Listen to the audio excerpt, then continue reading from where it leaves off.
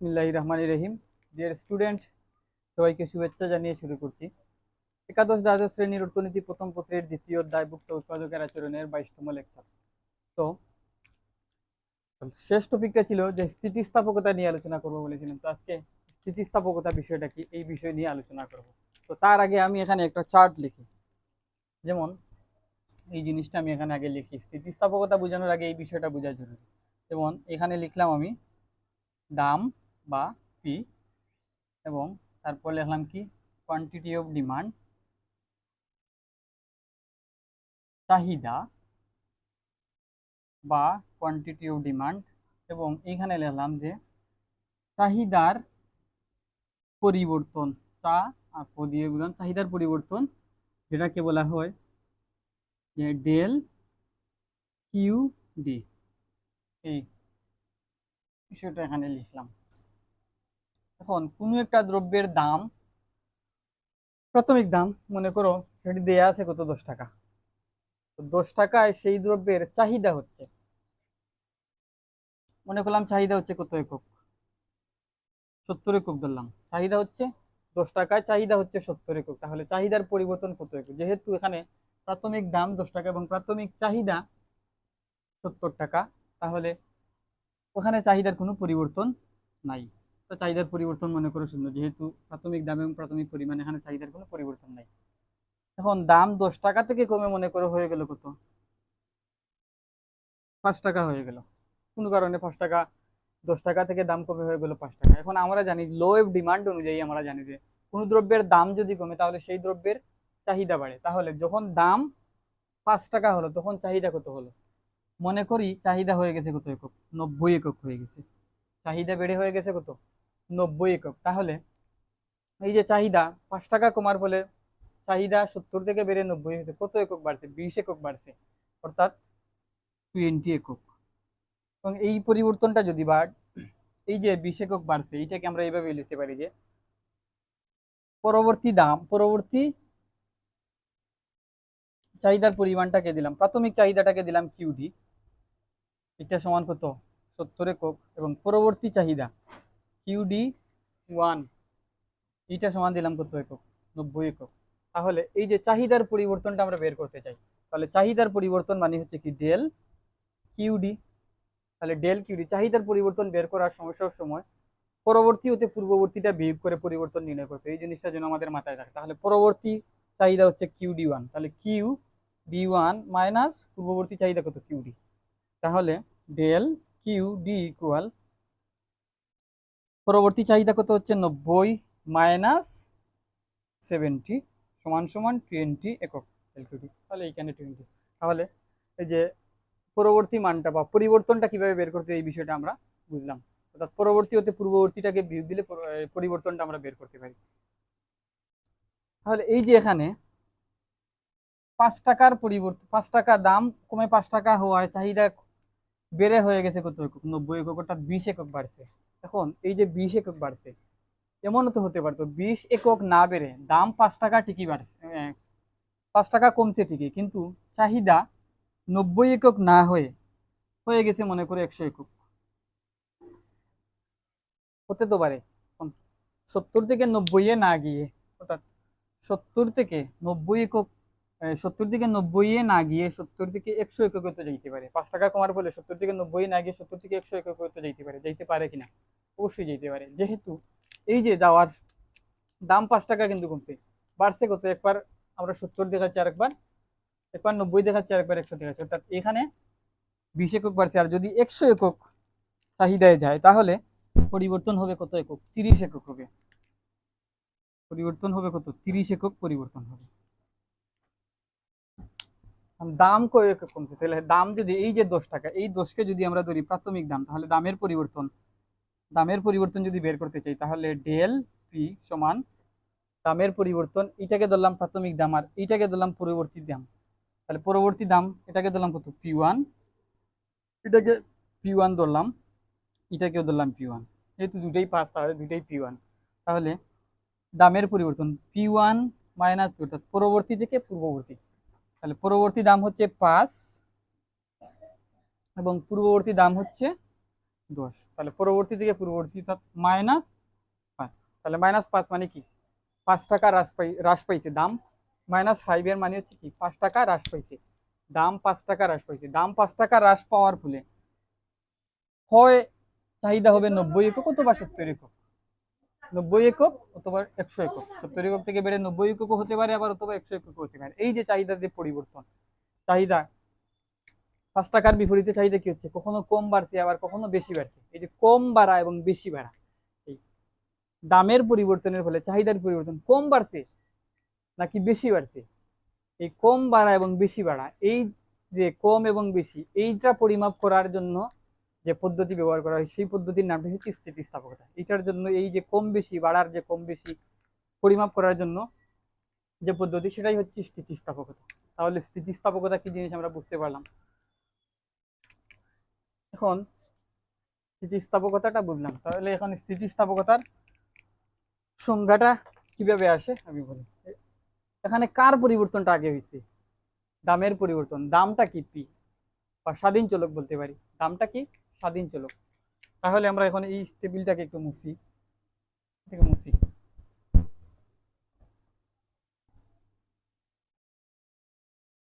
কার পরিবর্তন হয়েছে, দামের পরিবর্তন বা স্বাধীন চলকের পরিবর্তন। এই যে স্বাধীন চলকের পরিবর্তন, স্বাধীন চলকের পরিবর্তনের ফলে অধীন চলকের যে পরিবর্তন, এই পরিবর্তনের যে অনুপাত হবে এটাই হবে কি স্থিতিস্থাপকতা। সংজ্ঞা যদি আমরা এভাবেই বলতে চাই, তাহলে এই পরিবর্তন বের করার পদ্ধতি হচ্ছে এরকম, যে সংজ্ঞা যদি বলতে চাই স্থিতিস্থাপকতা সংজ্ঞা, স্বাধীন চলকের, আমি স্টপ করে লিখি সংজ্ঞাটা আগে, তাহলে এখানে বলতে পারি যে স্থিতিস্থাপকতা সংজ্ঞা স্বাধীন চলকের আপেক্ষিক আপেক্ষিক বা শতকরা পরিবর্তনের ফলে অধীন চলকের আপেক্ষিক বা শতকরা পরিবর্তনের অনুপাতকে বলা হয় স্থিতিস্থাপকতা। তাহলে স্থিতিস্থাপকতা এই সংজ্ঞা থেকে যদিও ফুল কনসেপ্টটা পাওয়া যাচ্ছে না, তাহলে আস্তে আস্তে আরেকটু আমরা গভীরে যাই, তাহলে বুঝতে পারবো। এখন আমরা তো বের করতে চাই কি, যে চাহিদার স্থিতিস্থাপকতা।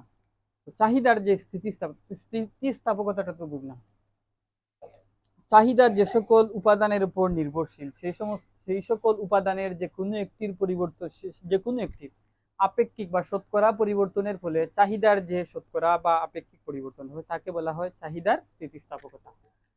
এই হিসেবে চাহিদার স্থিতিস্থাপকতা হচ্ছে 3 ধরনের। একটি হচ্ছে চাহিদার দাম স্থিতিস্থাপকতা, আরেকটি হচ্ছে চাহিদার আয় স্থিতিস্থাপকতা, এবং আরেকটি হচ্ছে চাহিদার আড়াআড়ি স্থিতিস্থাপকতা। এই বিষয়টা যার আগে দাম স্থিতিস্থাপকতাটা কি, এই জিনিসটা সূত্র আগে কিভাবে আনা যায় সেই বিষয়টাকে একটু এক্সপ্লেন করার চেষ্টা করি।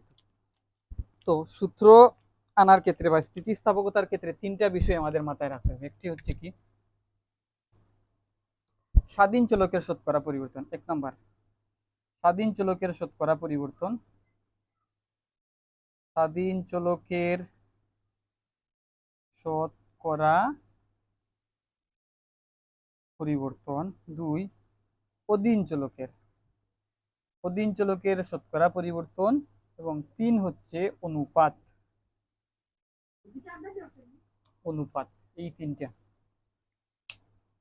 এই তিনটা আমাদের ভালো করে মাথায় রাখতে হবে।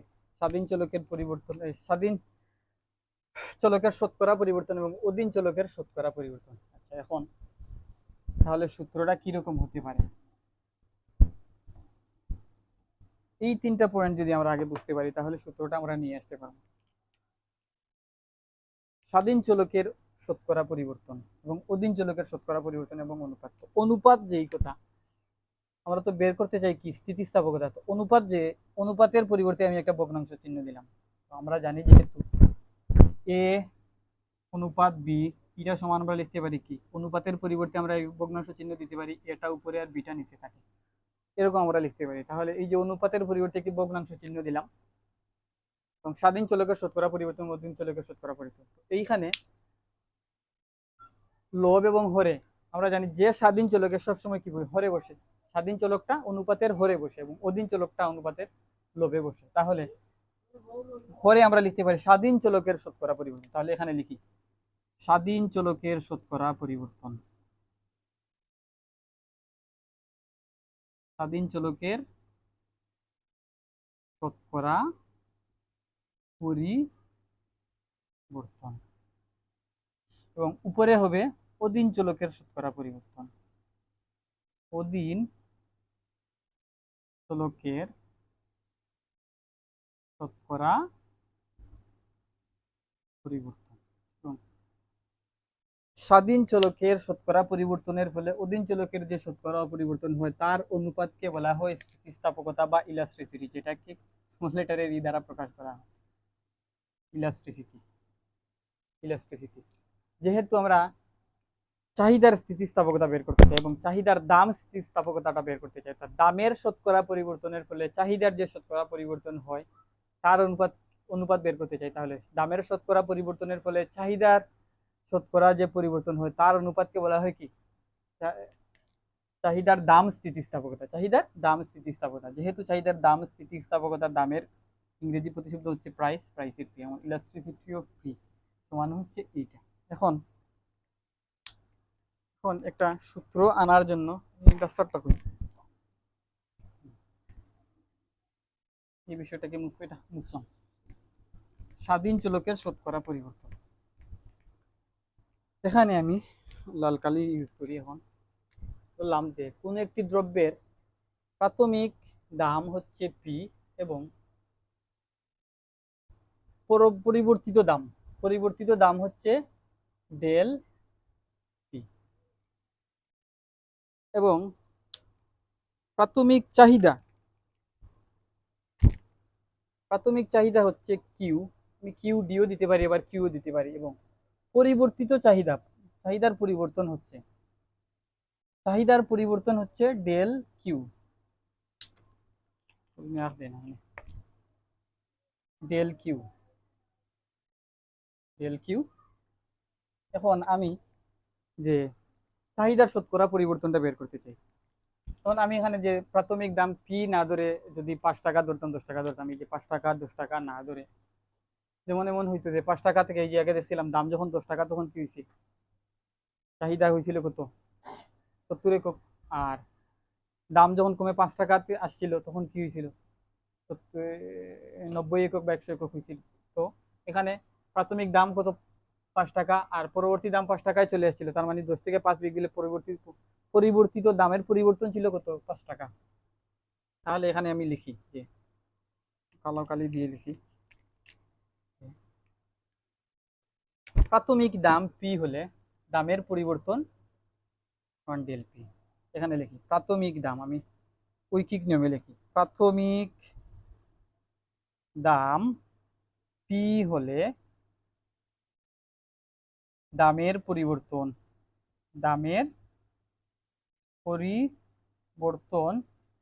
সমান ডেল পি।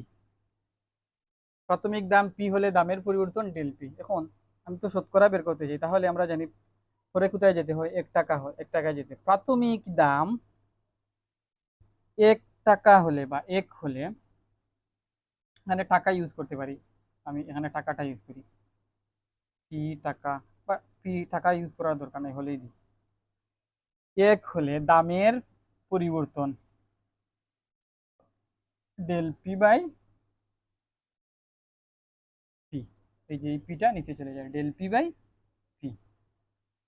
কারণ আমি দাম 100 টাকা হলে, প্রাথমিক দাম 100 টাকা হলে দামের পরিবর্তন কত এটা বের করতে চাই, তাহলে এখন লিখতে পারি প্রাথমিক দাম 100 টাকা হলে বা 100 হলে দামের পরিবর্তন সমান কত? দামের শতকরা পরিবর্তন কত? Del P by P into 100। তাহলে এই যে এইটা কি? এই অংশটুকু কি দামের শতকরা পরিবর্তন? এই অংশটুকু কি? দামের শতকরা পরিবর্তন। দামের শতকরা পরিবর্তন বলতে স্বাধীন চলকের শতকরা পরিবর্তন, এখানে দাম কি স্বাধীন চলক ছিল না? তাহলে দামের শতকরা পরিবর্তন বা স্বাধীন চলকের শতকরা পরিবর্তন। তাহলে আমি এই যে এই অংশটুকুতে আমি উপরের ইটা সমান তো যে দামের শতকরা পরিবর্তন বা স্বাধীন চলকের শতকরা পরিবর্তন হচ্ছে এই অংশটুকু, তাহলে বাকি অংশটুকু আমি মুছে দিই, মুছে দিলাম। মুছে দিয়ে এই যে স্বাধীন চলকের শতকরা পরিবর্তন বা দামের শতকরা পরিবর্তন, এই অংশের পরিবর্তে এই দাম এটা বসাবো, এইটার পরিবর্তে আমি এই মানটা এনে বসাবো।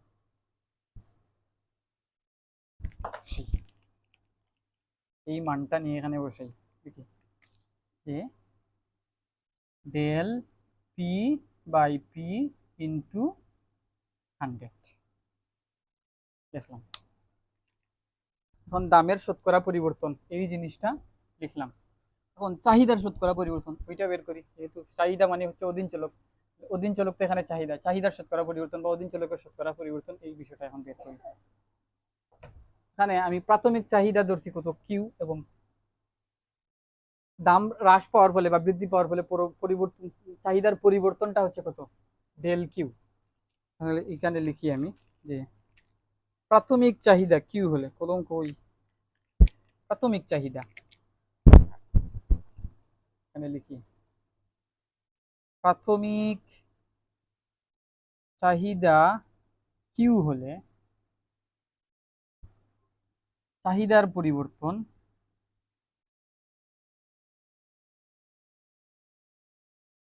সমান ডেল কিউ। তাহলে আগের ওই ঐকিক নিয়ম, প্রাথমিক চাহিদা এক হলে চাহিদার পরিবর্তন সমান del Q by Q, del Q by Q. এখন যেহেতু শতকরা পরিবর্তন চাহিদার শতকরা পরিবর্তন বের করতে চাই, তাহলে সেই চিরাচরিত নিয়ম অনুযায়ী প্রাথমিক চাহিদা 100 হলে চাহিদার পরিবর্তন সমান del Q by Q into 100। তাহলে এই যে অংশটুকু, এই অংশটুকু কি চাহিদার শতকরা পরিবর্তন, চাহিদার শতকরা পরিবর্তন। চাহিদার শতকরা পরিবর্তন মানে হচ্ছে কি অধীন চলকের শতকরা পরিবর্তন, কারণ চাহিদা হচ্ছে অধীন চলক, সেটা দামের উপর নির্ভরশীল। তাহলে এই অংশটুকু তখন আমি লিখবো এই যে অধীন চলকের পরিবর্তে এখানে নিয়ে, এই অংশটুকুতে আমি এখন লিখবো তাহলে del Q by Q, del Q by Q into 100 এই লিখলাম, এই লিখলাম। এইটাই হচ্ছে কি ইলাস্টিসিটির সূত্র। এখন এইটাকে একটু সরল করব, মডিফাই করব, তো আমাদের সূত্রটা কিভাবে চলে আসবে। তাহলে এখন আমরা লিখতে পারি যে কালো কালিটা কোথায়, ইলাস্টিসিটি অফ পি সমান, এখানে উপরেও 100 আছে নিচেও 100 আছে, তাহলে 100 100 কাটা, তাহলে থাকলো কি ওহো del Q by Q divided by del P by P, এই অংশটুকু থাকলো। এখন এই অংশটুকু কি আমরা এইভাবে লিখতে পারি, আমরা জানি যে এই যে উপরে একটি ভগ্নাংশ আছে, এই যে একটি ভগ্নাংশ, এই হচ্ছে আরেকটি ভগ্নাংশ, আর এটি হচ্ছে কি মূল ভগ্নাংশ, এইটা হচ্ছে মূল ভগ্নাংশ, এটি হচ্ছে কি মূল ভগ্নাংশ। তো মূল ভগ্নাংশের উপরের অংশটা কি হয়, এটা যেভাবে সেইভাবে থাকে, তার মানে লাল কালি দিয়ে লিখি এই যে মূল ভগ্নাংশের উপরের যে ভগ্নাংশটুকু, এটা হচ্ছে কি, এটা হচ্ছে আমাদের মূল ভগ্নাংশ। মূল ভগ্নাংশের উপরে একটি ভগ্নাংশ, নিচে আর একটি ভগ্নাংশ। তাহলে মূল ভগ্নাংশের উপরের যেই ভগ্নাংশ, ওই ভগ্নাংশটি কি হবে এইভাবে, আমরা জানি যে এটা যেভাবে আছে সেভাবেই থাকে ডেল কিউ বাই কিউ। আর এই যে নিচের যেই ভগ্নাংশটা, মূল ভগ্নাংশের নিচের যেই ভগ্নাংশ, ওই ভগ্নাংশটা কি হয়, ওই ভগ্নাংশটা উল্টে যায়, উল্টে গিয়ে এই পিটা উঠে আসে উপরে, এবং ডেল পিটা উপরটা এই সাবভগ্নাংশের নিচের যে সাবভগ্নাংশের ওই ভগ্নাংশের লোভটা নিচে যায় এবং ওটা লোভে যায়। তাহলে কি এই পিটা চলে আসলো উপরে, আর এই যে ডেল পিটা চলে গেল কোথায়, নিচে। এই এই যে গণিতের এই যে নিয়মটা, এই নিয়মটা আশা করি আমরা পারি, ইন্টারমিডিয়েটের একটা স্টুডেন্ট। তাহলে এখন বলতে পারি আমরা ইলাস্টিসিটি অফ পি ইকুয়াল, এখন এই যে ডেল কিউ দেখলাম, ডেল কিউ আছে, যেহেতু এই সৌন্দর্য বর্ধনের জন্য এই ডেল কিউ নিচে আমি এই ডেল পিটাকে নিয়ে আসলাম, যেহেতু গুণাকারে আছে, তাহলে এটাকে আমি এখানে নিতে পারি আর এটা এখানে নিতে পারি। তাহলে ডেল পি ইন্টু উপরে পি আছে, আর এই কিউটাকে এই কিউটাকে আমি এই যে নিচের কিউটাকে এখানে নিলাম, আর এই ডেল পিটা তো এখানে নিয়েছি, তাহলে এইটা হচ্ছে ডেল কিউ। তাহলে ফাইনালি আমরা এই কথা এখন বলতেই পারি,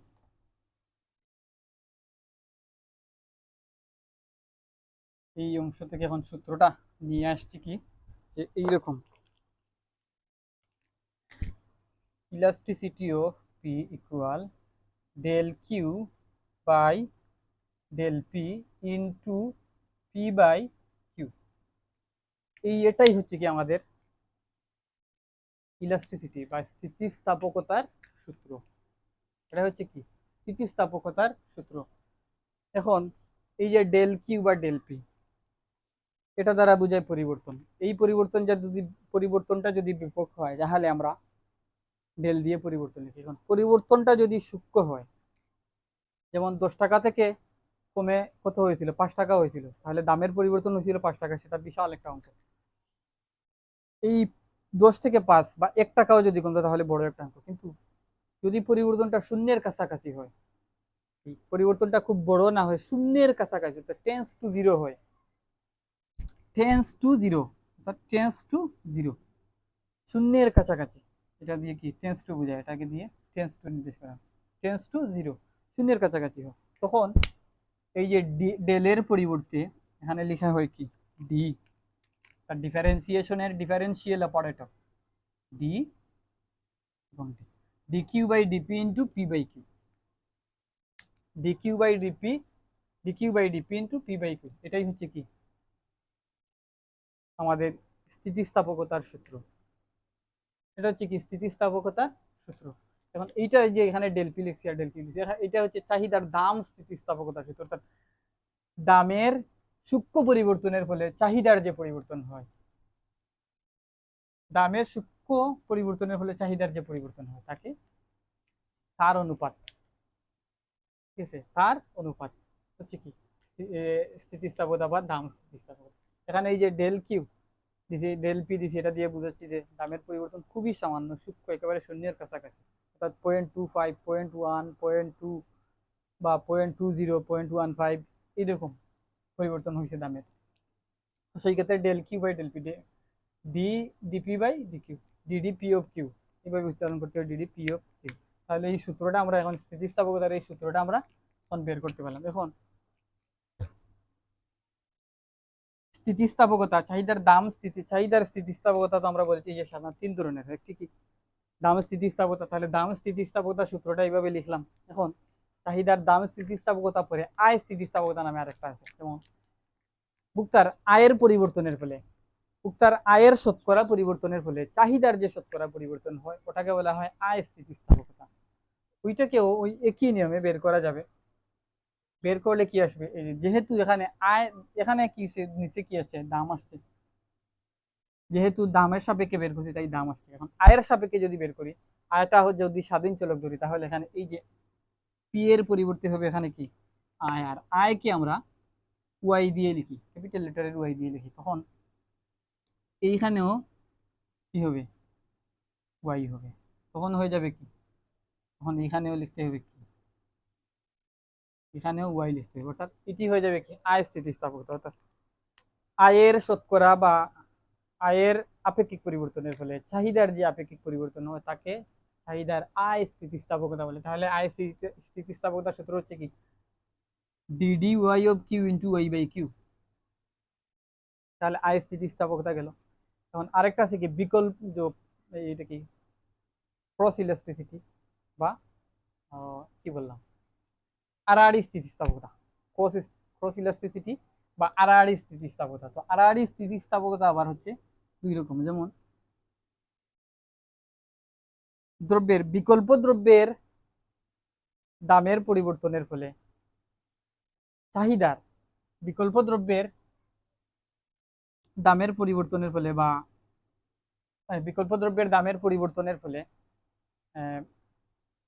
এটা কি বিবেচ্য দ্রব্য, বিবেচ্য দ্রব্যে বিকল্প দ্রব্যের দামের পরিবর্তনের ফলে বিবেচ্য দ্রব্যের চাহিদার, বিকল্প দ্রব্যের দামের শতকরা পরিবর্তন হবে। বিকল্প দ্রব্যের দামের শতকরা পরিবর্তনের ফলে চাহিদার যে শতকরা পরিবর্তন, বিবেচ্য দ্রব্যের চাহিদার যে শতকরা পরিবর্তন হবে সেটি হবে কি আড়াআড়ি স্থিতিস্থাপকতা। এটাকে ক্রস দেওয়া হয় এখানে। তাহলে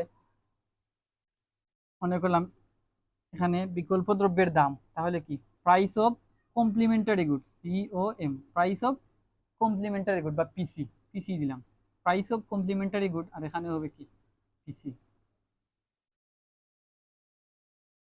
বিকল্প বলেছি। তার মানে যদি বিবেচ্য দ্রব্যটা চিনি হয় তাহলে বিকল্প দ্রব্য হচ্ছে গুড়। গুড়ের দামের শতকরা পরিবর্তনের ফলে চিনির চাহিদার শতকরা যে পরিবর্তন হয় তাকে বলা হয় কি আড়াআড়ি স্থিতিস্থাপকতা। আবার এমনও হতে পারে যে বিকল্প দ্রব্য বলেছি পরিপূরক দ্রব্য হতে পারে, যেমন পরিপূরক দ্রব্য তাহলে price of substitute goods. Complementary এটা হচ্ছে কি পরিপূরক হবে, আর সাবস্টিটিউট হচ্ছে বিকল্প। তাহলে এটা হচ্ছে কমপ্লিমেন্টারি গুডস। কমপ্লিমেন্টারি গুডস যদি হয় তাহলে সেটি হবে কি, আমি ভুলভাল কিছু বলে ফেলেছি। এই কমপ্লিমেন্টারি গুডস এটা হচ্ছে কি পরিপূরক। তাহলে কমপ্লিমেন্টারি গুডস পরিপূরকের ক্ষেত্রে যদি চিনি হয় তাহলে এটা হচ্ছে চা পাতা। চা পাতার দামের আপেক্ষিক পরিবর্তনের বা শতকরা পরিবর্তনের ফলে চিনির যে আপেক্ষিক দাম, আপেক্ষিক চাহিদা বা শতকরা পরিবর্তন হয় তার অনুপাত হচ্ছে কি আড়াআড়ি স্থিতিস্থাপকতা। অথবা এমনও হতে পারে, এখন এখানে আমি বলেছি যে বিকল্প পরিপূরক দ্রব্য বলেছি কমপ্লিমেন্টারি, বিকল্প যদি হয় গুড় এটাকে বলা হয় পিএস। পিএস বা price of supplementary goods. PS price of supplementary goods. তাহলে পরিপূরক বিকল্প দ্রব্যের দামের শতকরা পরিবর্তনের ফলে বিবেচ্য দ্রব্যের দামের শতকরা পরিবর্তনের অনুপাতকে কি বলা হয় আড়াআড়ি স্থিতিস্থাপকতা। তাহলে আড়াআড়ি স্থিতিস্থাপকতায় ধারণা আছে দুইটা, এটা কি বিকল্প দ্রব্য এবং পরিপূরক দ্রব্য। বিকল্প দ্রব্যের দামের শতকরা পরিবর্তনের ফলে বিবেচ্য দ্রব্যের দামের শতকরা পরিবর্তন যদি হয় তাহলে এটাও হবে আড়াআড়ি স্থিতিস্থাপকতা। অথবা পরিপূরক দ্রব্যের দামের শতকরা পরিবর্তনের ফলে বিবেচ্য দ্রব্যের দামের চাহিদার শতকরা পরিবর্তন হলে এটিও হবে আড়াআড়ি স্থিতিস্থাপকতা। তাহলে আড়াআড়ি স্থিতিস্থাপকতার কনসেপ্ট হচ্ছে দুইটা। তো চাহিদার স্থিতিস্থাপকতা এই বিষয়টা আশা করি বোঝা গেল। দেখি কত মিনিট কথা বললাম, 26 মিনিট। তো চাহিদার স্থিতিস্থাপকতা যে চার প্রকারগুলো এখানে নিয়ে আলোচনা করি, একটু লিখি আমি যে ইলাস্টিসিটি বা স্থিতিস্থাপকতা।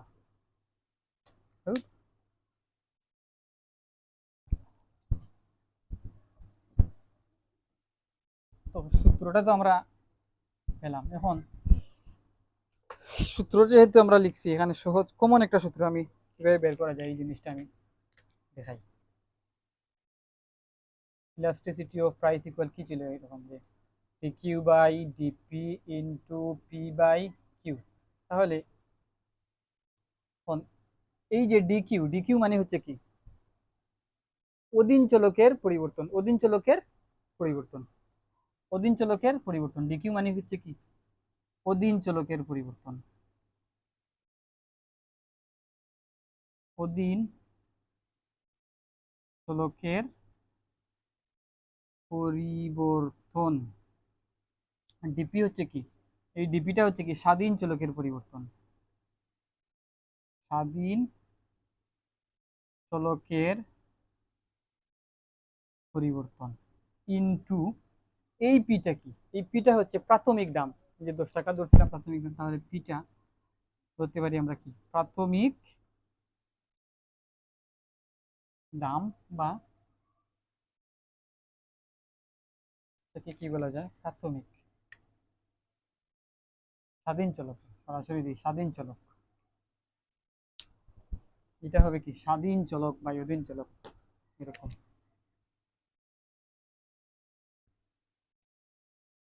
স্বাধীন চলক বাই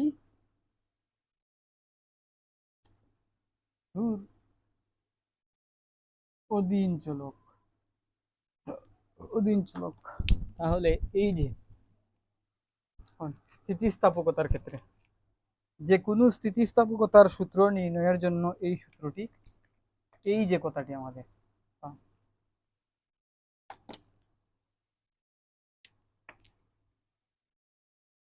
ইলাস্ট্রিসিটি, যে কোনো ইলাস্ট্রিসিটি বা স্থিতিস্থাপকতা নির্ণয়ের সূত্র হচ্ছে এইটা।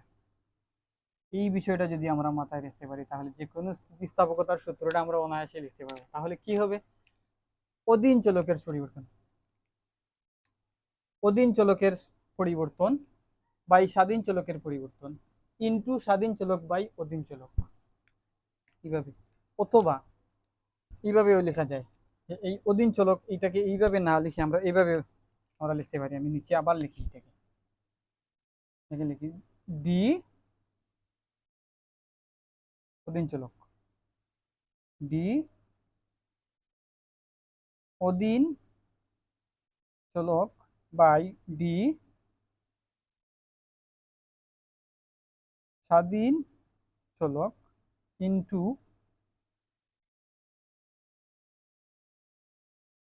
স্বাধীন চলক বাই অধীন চলক। অধীন চলক এই অংশটুকু মাথায় রাখতে পারি।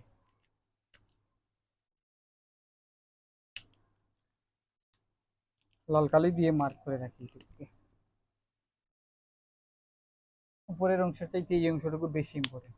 এই যে অধীন চলকের পরিবর্তন বাই স্বাধীন চলকের পরিবর্তন ইন্টু স্বাধীন চলক বাই অধীন চলক, এই অংশটুকু মাথায় রাখলেও হবে, কিন্তু এর চাইতেও বেস্ট হবে এই জিনিসটা মাথায় রাখলে। ডি অধীন চলক বাই ডি স্বাধীন চলক ইন্টু স্বাধীন চলক বাই অধীন চলক। তাহলে এই উপরের অংশ আর এই অংশ কিন্তু একই বিষয় মিন করে। অধীন চলকের পরিবর্তন, এটাকে পরিবর্তন যদি সূক্ষ্ম না হয় তাহলে ডেল পি দিয়েও লিখতে পারি, ডেল কিউ বাই ডেল পিও লিখতে পারি, আর সূক্ষ্ম যদি হয় তাহলে ডি কিউ বাই ডিপি এইভাবে লিখলাম। কিন্তু এটা দিয়ে যদি আমরা দেখাই সূক্ষ্ম পরিবর্তনটা সূক্ষ্ম হোক বা বেশি হোক, এক্ষেত্রে এই উভয় ক্ষেত্রে এটা দিয়ে পরিমাপ করা যায়। তাই এইটার পরিবর্তে আমরা এইটা যদি মুখস্থ রাখতে পারি বা মাথায় রাখতে পারি তাহলে এইটাই হবে আমাদের জন্য বেস্ট। সরাসরি এইটা মাথায় রাখো। দেখো এই সূত্রের সাথে এই উপরের সূত্রের সাথে এই কথার কোনো মিল আছে কিনা। ডি অধীন চলক, তাহলে কিউটা কি অধীন চলক, চাহিদা অধীন চলক, কারণ দাম হচ্ছে স্বাধীন চলক, ডি স্বাধীন চলক, তাহলে ডি স্বাধীন চলক ইন্টু স্বাধীন চলক, পি কি স্বাধীন চলক ডিভাইডেড বাই অধীন চলক, অধীন চলক কি কিউ অধীন চলক। তাহলে এই সূত্রের সাথে এইটা মিল খাইছে। এখন এইটা মাথায় রাখলে আমরা এটার দাম স্থিতিস্থাপকতা বের করছি, এবং আয় স্থিতিস্থাপকতাটাও বের করতে পারবো। কিভাবে আয় স্থিতিস্থাপকতা বের করতে পারবো, ডি অধীন চলক আমরা ডি কিউ লিখলাম, ডি স্বাধীন চলক, এভাবে এখন আয় স্থিতিস্থাপকতা বের করতে চাই ইলাস্ট্রিসিটি অফ ওয়াই, তাহলে ডি অধীন চলক মানে ডি কিউ লিখলাম, ডি স্বাধীন চলক আয়ের ক্ষেত্রে তার মানে এখানে ওয়াই আছে এখানে ডি ওয়াই ইন্টু স্বাধীন চলক, তার মানে স্বাধীন চলককে ওয়াই ওয়াই, অধীন চলককে কিউ। তাহলে এইটা হয়ে গেল কি চাহিদার আয় স্থিতিস্থাপকতা। এখন আড়াআড়ি স্থিতিস্থাপকতা বের করতে চাই ইলাস্ট্রিসিটি অফ কস্ট পরিপূরক দ্রব্যের ক্ষেত্রে, তার মানে হচ্ছে কি কমপ্লিমেন্টারি গুডস। তাহলে ডি স্বাধীন চলক অধীন চলক, ডি অধীন চলক মানে হচ্ছে কি ডি কিউ, ডি স্বাধীন চলক পরিপূরক দ্রব্যের ক্ষেত্রে, তাহলে পরিপূরক দ্রব্যের ক্ষেত্রে পিসি ইন্টু স্বাধীন চলক অর্থাৎ PC by Q, PC by Q. তখন যদি আমি বের করতে চাই যে এটা হচ্ছে পরিপূরক দ্রব্যের ক্ষেত্রে, পরিপূরক দ্রব্যের ক্ষেত্রে, আর এটা হচ্ছে কি এই বিকল্প দ্রব্যের ক্ষেত্রে, বিকল্প দ্রব্যের ক্ষেত্রে, তাহলে ডি অধীন চলক ডি কিউ, ডি স্বাধীন চলক PS price of complementary goods, স্বাধীন চলক পিএস, তাহলে এটা হবে price of complementary goods by Q. তাহলে এই বিষয়টা যদি আমরা মাথায় রাখি তাহলে যে কোনো সূত্রটা আমরা বের করতে পারবো। এটা যোগানের স্থিতিস্থাপকতার ক্ষেত্রে এই বিষয়টা আমাদের কাজে লাগবে। তখন ডিয়ার স্টুডেন্ট আজকে এতটুকুই থাক, পরবর্তী লেকচারে আমি যে স্থিতিস্থাপকতার সূত্রটা বের করলাম, পরবর্তী লেকচারে ওই যে স্থিতিস্থাপকতা কয় ধরনের, কোনটা কোন ধরনের স্থিতিস্থাপকতা, চাহিদার দাম স্থিতিস্থাপকতা কত প্রকার, আয় স্থিতিস্থাপকতা কত প্রকার, এই বিষয়গুলো নিয়ে বিস্তারিত আলোচনা করবো নেক্সট লেকচারে। আজকে এই পর্যন্ত, সবাইকে ধন্যবাদ জানিয়ে আসসালামু আলাইকুম।